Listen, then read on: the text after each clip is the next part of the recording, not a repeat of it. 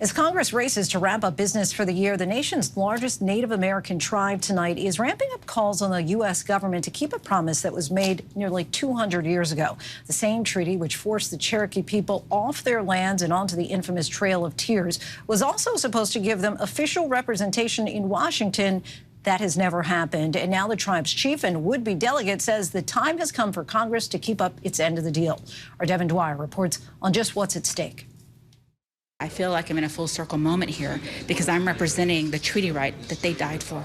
Kim Teehee and Cherokee Nation Chief Chuck Hoskin are defending a deal their ancestors made with the U.S. government nearly 2 centuries ago.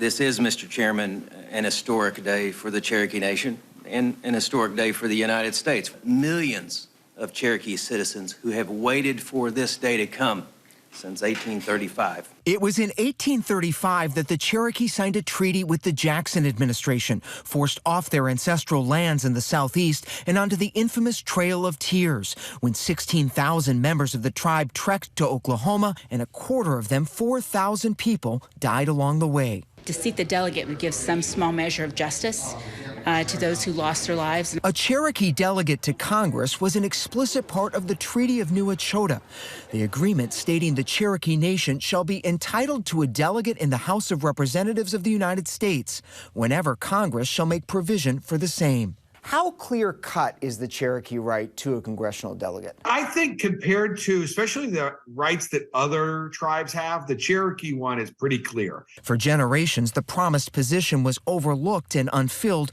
but in 2019, the tribe named Teehee, a former Obama administration advisor, to be its delegate, and Hoskin began a campaign to get her seated. I think about my grandfather a lot in this job.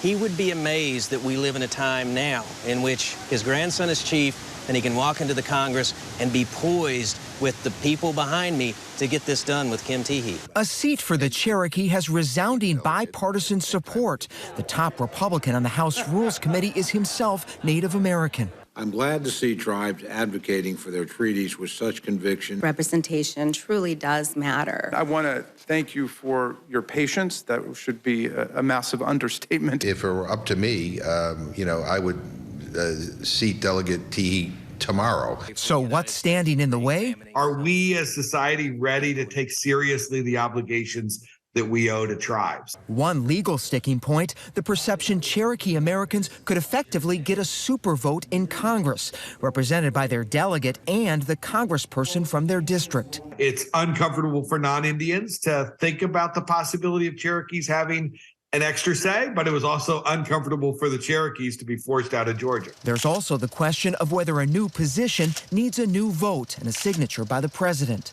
Who decides? Who's the legal umpire on this one? The courts, which I think without question would be asked to weigh in on this. Keep in mind, nearly 200 years ago, it was already ratified by the Senate and signed by the President of the United States, so it is already the supreme law of land. No more is it just okay to give us a hearing. Teehee says as Cherokee delegate, she would not get to vote on any final legislation, much like the role of the delegate from Washington, D.C. In many ways, my office parallels the offices of every other member of Congress. It's that final vote on the House floor I don't have. Eleanor Holmes Norton is one of 6 non-voting delegates in Congress, representing the Virgin Islands, Puerto Rico, American Samoa, Guam, and the Northern Mariana Islands.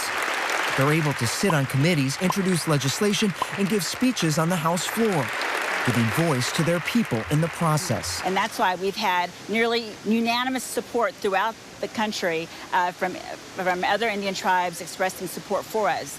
But in addition to that, it'd be an opportunity for us to continue to educate my fellow colleagues about the issues that pertain to us. When this House of Representatives seats Kim Teehee, Chief Hoskin is optimistic the Cherokee Nation is on the verge of making history. I really don't see one party standing in the way. But he concedes progress in Congress is often unpredictable and painfully slow. It sounds like a lot of lip service. Everybody's all for it, and then nothing ever happens. Well, if you're a tribal leader and you know your history, you understand the value of patience. But I also understand that we're talking about the Congress of the United States, a institution in which Cherokees have often not only struck out, but been on the receiving end of a great deal of injury. In a statement, outgoing House Speaker Nancy Pelosi said the Cherokee are entitled to representation and that Democrats will continue to explore a path forward.